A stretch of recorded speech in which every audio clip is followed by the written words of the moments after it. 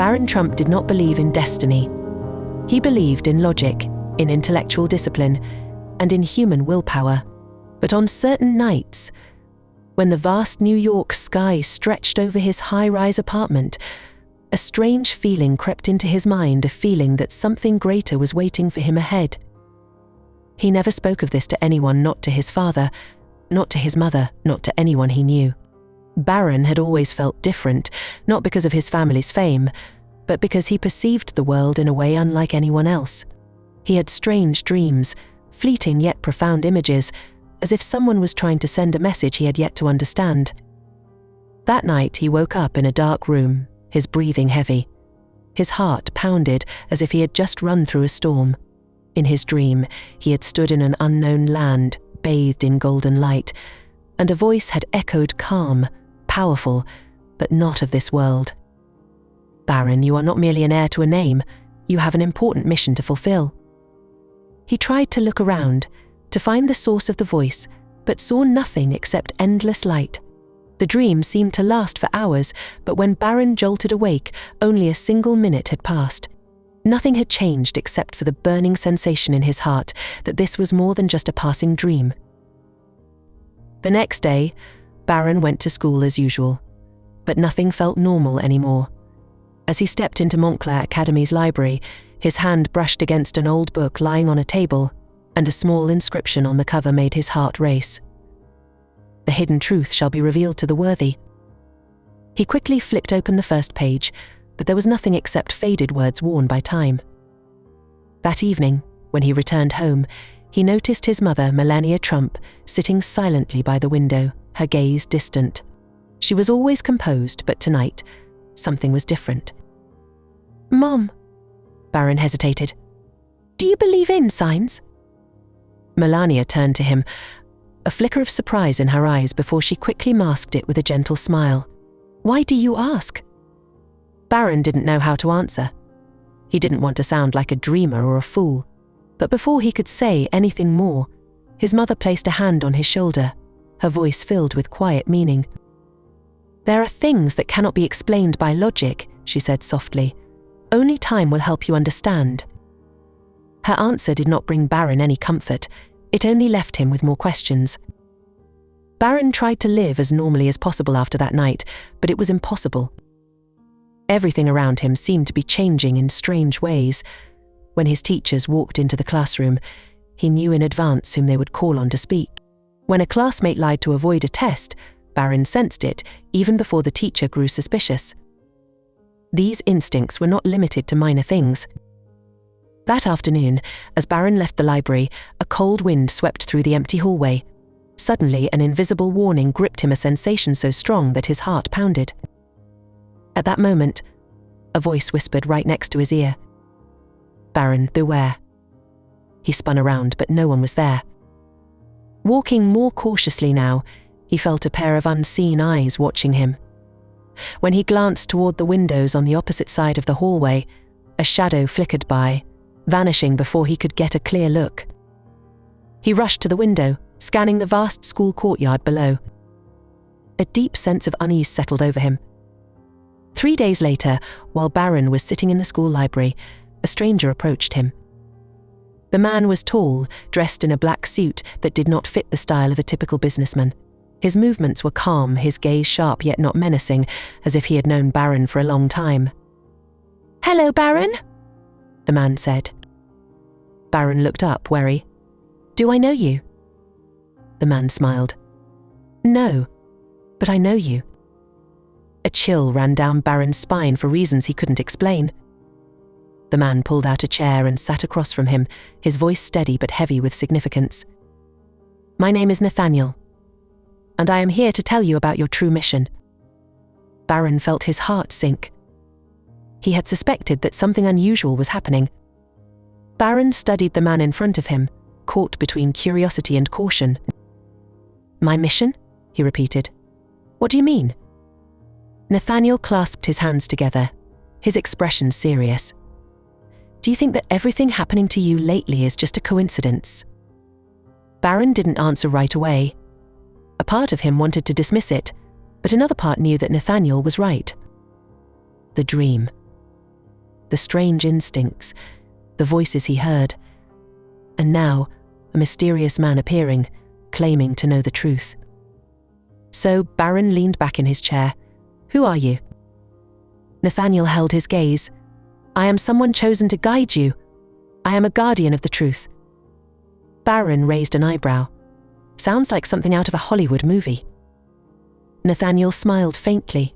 "Perhaps, but have you ever wondered why the greatest leaders in history all felt they had a mission greater than themselves?"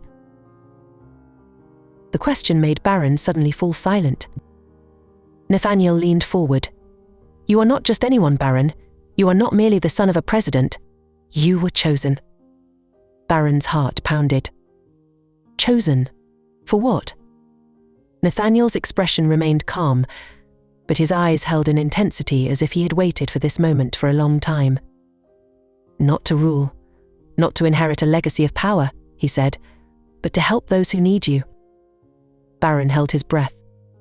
"The world is drowning in suffering and injustice," Nathaniel continued. "You were not born to live in your father's shadow. You were born to forge a new path, a path of kindness, justice, and hope." Barron opened his mouth to respond, but Nathaniel's words struck deep into a part of him he rarely acknowledged. All his life, people had viewed him through the lens of his last name. They either admired him for his family's influence or despised him for their own prejudices, but no one had ever asked him who he truly wanted to be. And now he was hearing something entirely different. "You can refuse," Nathaniel said slowly. "But if you choose to accept this mission, you will no longer be the Barron Trump the world thinks you are. You will become a symbol of change, a bringer of happiness to those who have no chance to find it themselves." Barron's heartbeat quickened. For the first time in his life, he felt clearer about his future than ever before. So he took a deep breath, looking straight at Nathaniel. "Where do I start?"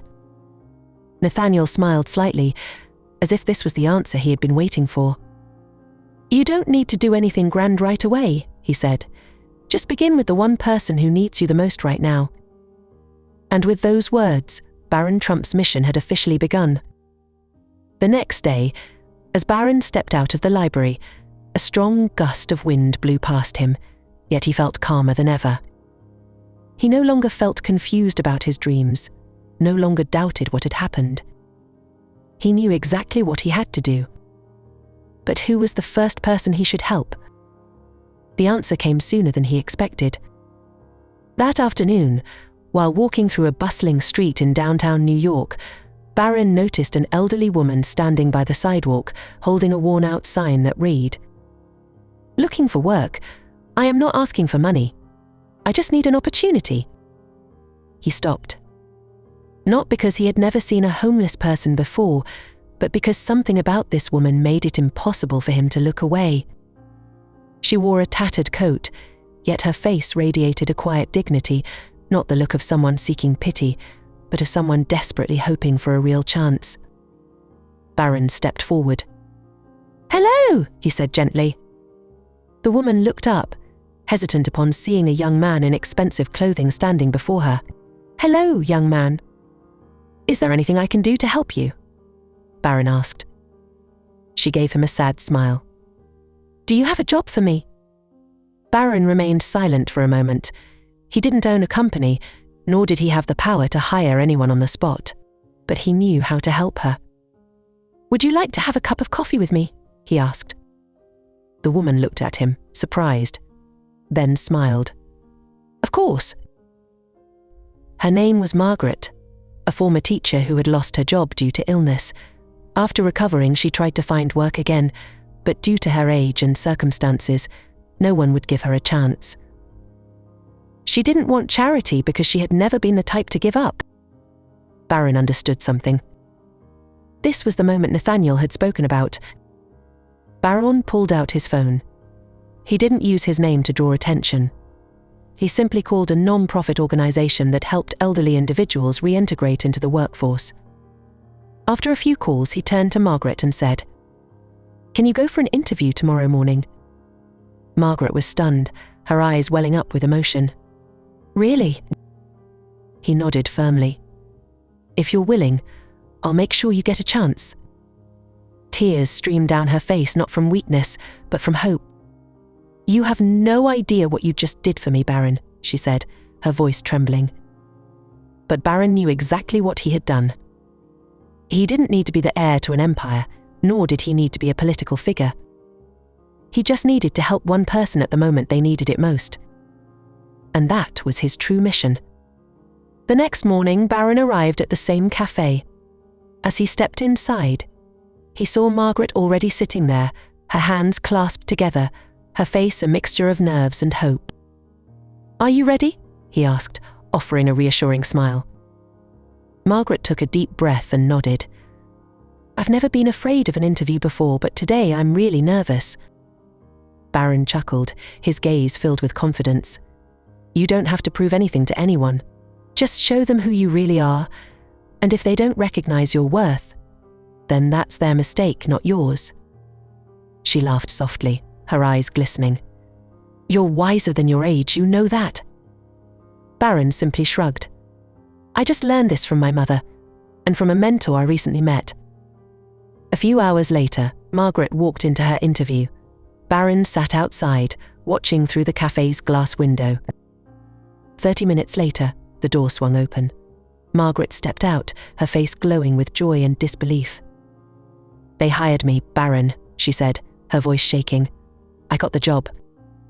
Barron beamed. She grasped his hands tightly, her eyes filled with gratitude. "You didn't just help me find work. You helped me believe in myself again." A deep sense of fulfillment filled Barron's heart. A week later, Barron received a handwritten letter from Margaret. "Barron, thank you not just for helping me get a job, but for reminding me that I still have value. I never thought a simple encounter could change my life, but you did. And if you can do this for me, I believe you can do it for millions of others. Keep going. I believe in you." Barron folded the letter, his heart full of emotion. Nathaniel, who had been observing him from a distance, smiled as he saw the determination in Barron's eyes. "What did you learn from this?" he asked. Barron looked up, his gaze steady. "That change doesn't start with grand plans or massive movements. It starts with one person, one small action, one moment where someone feels seen, heard, and valued." Nathaniel nodded. "So, do you want to continue?" Barron didn't hesitate. "I don't just want to," he said firmly. "I need to." And at that very moment, Barron's journey was set in stone. He was no longer just a boy living in the shadow of his family. He was himself a young man chosen to bring hope and change to those who had never been given a chance. And he would not stop. The world doesn't change through grand speeches or elaborate plans. The world changes when someone reaches out a hand to help another at the exact moment they need it most. Barron Trump was not chosen to rule. He was chosen to give kindness, to ignite hope, and to help those who needed a chance to rise on their own. If you found this story inspiring, share it with others and don't forget to subscribe to our channel because tomorrow we'll bring you even more incredible stories.